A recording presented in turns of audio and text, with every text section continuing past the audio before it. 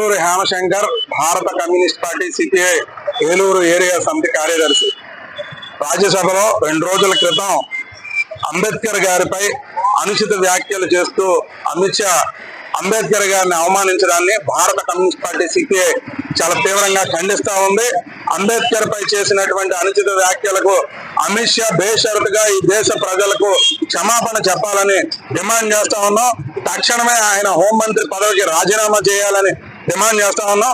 ఇటువంటి దేశంలో దేశ రాజ్యాంగాన్ని నిర్మించినటువంటి డాక్టర్ బిఆర్ అంబేద్కర్ గారి పైనే గౌరవం లేకుండా ఆయనపై అనుచిత వ్యాఖ్యలు చేస్తే వాటిని సమర్థిస్తున్న ప్రధానమంత్రి విధానాలను, బీజేపీ విధానాలను మేము తీవ్రంగా ఖండిస్తూ, వారు కూడా బేషరతుగా ఈ దేశంలో అంబేద్కర్ ని ప్రతి ఒక్కరూ గుండెల్లో పెట్టుకొని పూజిస్తా ఉన్నారు.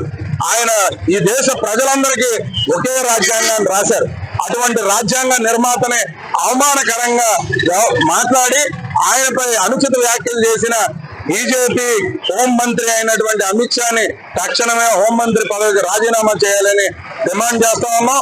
భవిష్యత్తులో అంబేద్కర్ గారిపై ఎటువంటి వ్యాఖ్యలు చేయడానికి వీలు లేకుండా వీళ్ళపై చర్యలు తీసుకోవాలని సందర్భంగా డిమాండ్ చేస్తా ఉన్నాం.